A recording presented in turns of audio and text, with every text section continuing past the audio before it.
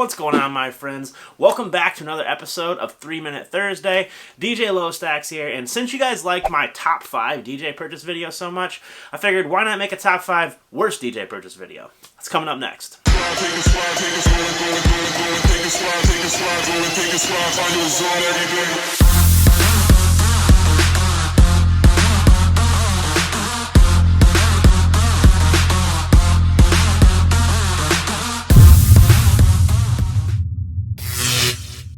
So before we get started here, I do just want to let you guys know, just because I didn't like these products doesn't mean they're necessarily bad products. They just didn't work out for me and the application that I was trying to use them for.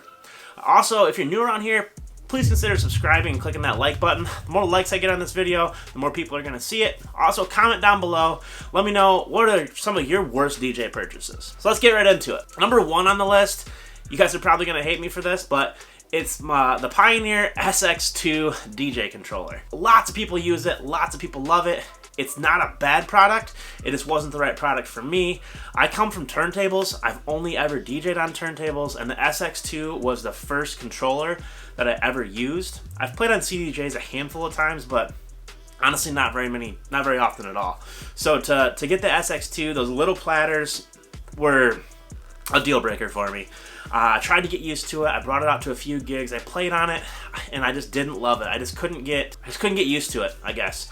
You know, maybe I just didn't give it enough time, but for me, it just kind of felt kind of like a toy, and I just didn't really enjoy it. Now I have the 1000 SRT with the larger platters, and that is great. That's like my go-to DJ setup now. It's built into my DJ booth. I love it. Don't get me wrong, I still do love turntables. I love my Rain 12s, my Rain 70, and that stuff. But yeah, before I go off on a crazy tangent, the SX2, probably one of my worst purchases, just because it was a waste of money for me. Next up is going to be the Line 6 2.4 gigahertz digital microphones. So I went out and I dropped about $1,000 on this Line 6 setup. 2 handhelds, a lav mic. I thought I was going to be good to go. Everything's, you know, hunky-dory. Super excited to be working on the 2.4 gigahertz range. It's Wi-Fi. You don't have to worry about interference. Boy, was I wrong. So, unlike my Sennheiser stuff now, where I can scan for open frequencies, open channels, the Line 6 stuff, it's on, or at least the digital stuff, it's on 2.4 gigahertz, and that's all you get. And if there's a place with a lot of Wi-Fi interference and that type of stuff, they do not work. They drop out, cut out, horrible. I had them cutting out actually in the middle of a field for a ceremony where I was only 30 or 40 feet away, and the lav mic's cutting out on me. So that was a bad purchase. Lost a bunch of money on that. Ended up selling all the stuff used on eBay for about $600. And then eBay sent me a tax bill for like $130 some for selling them on there. So all said and done, I lost out on about $600 on that Line 6 setup. So not a good purchase. Next up is going to be the Slim Par 38s. There's another one where it's not a bad product. Definitely a good product, just not for the application that I was using it for. So if you had a stage and you wanted to line a bunch of them up or something like that, that would work great. I was trying to use them as uplights, and you can't stand them up because the bracket on there isn't tall enough, so when you stand them up, they teeter on the power cables, and you had to daisy chain one to the other because they're not battery powered. It was just a mess. They really weren't bright enough to be used as uplights because there's only 38 LEDs in there, so they didn't put the best beam up the wall. I bought a ton of them. I think I have like 18 of them or something like that, and they're just a pain because you had to have an outlet or you had to daisy chain them. So I got a bunch of money into IEC cables to daisy chain them together and all that, and yeah, all said and done, that was a bad purchase as well. I'm way happier with my battery powered, the Chinese uplights that I have now. World of difference, and I probably have the same amount of money invested into those Slim Par 38s as I do these battery lights, but you live and you learn. So don't buy Slim Par 38s and try to use them as uplights. They don't work the best. Next up is going to be another product that probably works out great for some people, just didn't work out for me.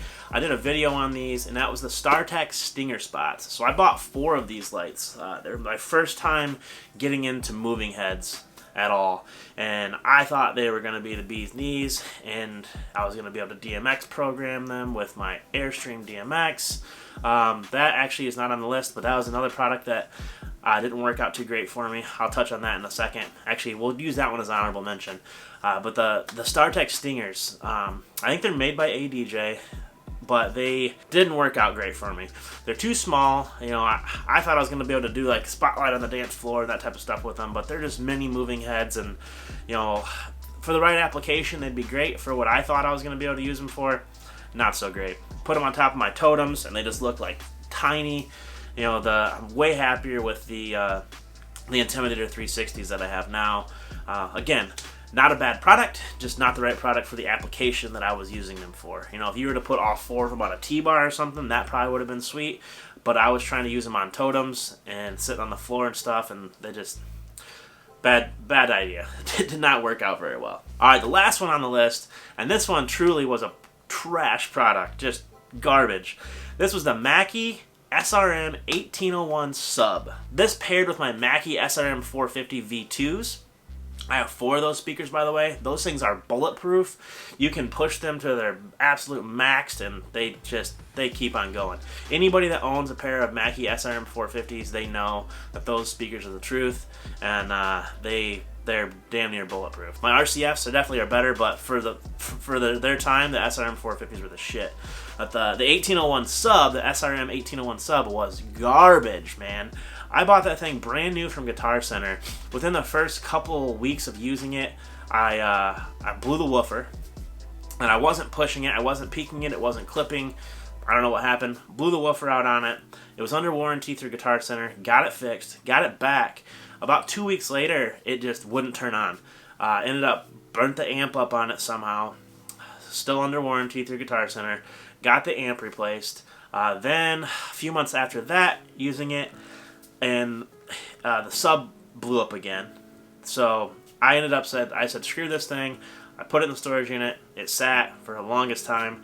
I finally ended up replacing the woofer in it again. So now I do have the woofer replaced. And I think I'm going to end up setting this thing up like in my home theater type setup or something like that. It's definitely not going to be going out to gigs with me anymore. It's retired. But I did end up fixing it. I got a woofer for it for like $50. It's back up and running. But not sure what I'm going to do with it. So Mackie SRM 1801 sub, trash. So honorable mention here is going to be the Airstream DMX. And a lot of you are probably going to hate on me for that too, because you probably use one, you probably love it. But for me, I just couldn't get the hang of the programming of it. I was having really bad issues with the iPad not connecting and dropping out, and I'd be in the middle of a show. Yes, I had it set so the iPad wouldn't black out and all that stuff, so it was on, but it would just all of a sudden disconnect, and the lights would stop, and you know, I had a really bad experience with the Airstream DMX.